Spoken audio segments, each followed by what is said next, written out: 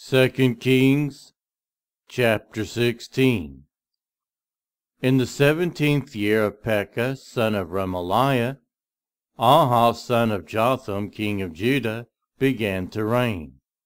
Ahaz was 20 years old when he became king, and he reigned in Jerusalem 16 years. Unlike David his father, he did not do what was right in the eyes of the Lord his God. He followed the ways of the kings of Israel, and even sacrificed his son in the fire, engaging in the detestable practices of the nations the Lord had driven out before the Israelites. He offered sacrifices and burned incense at the high places, on the hilltops and under every spreading tree.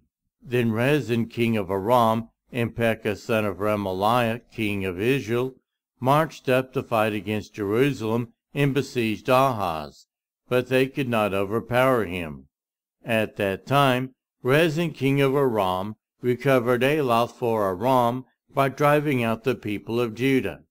Edomites then moved into Elath and have lived there to this day. Ahaz sent messengers to say to Tiglath-Pileser king of Assyria, "I am your servant and vassal.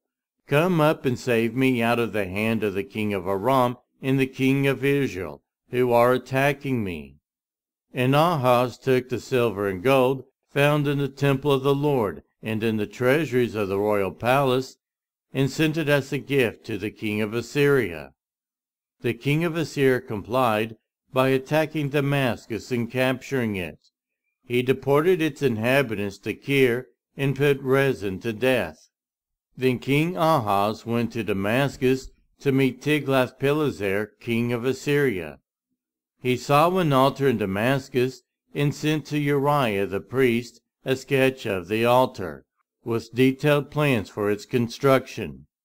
So Uriah the priest built an altar in accordance with all the plans that King Ahaz had sent from Damascus, and finished it before King Ahaz returned.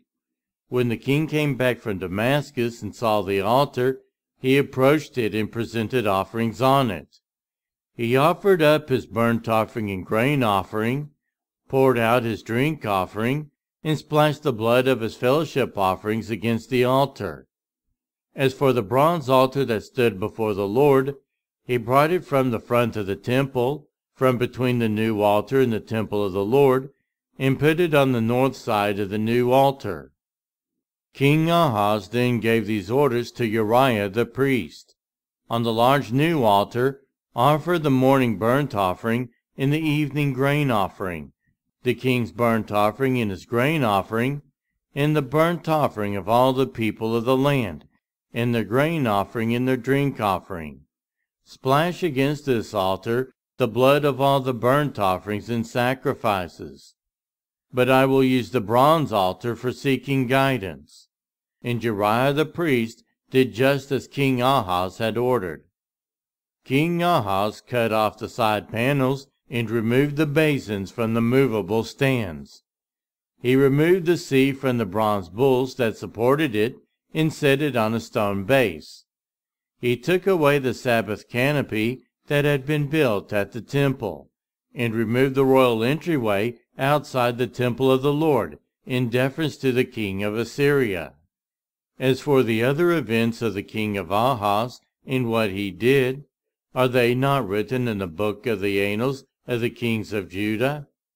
Ahaz rested with his ancestors and was buried with them in the city of David, and Hezekiah his son succeeded him as king.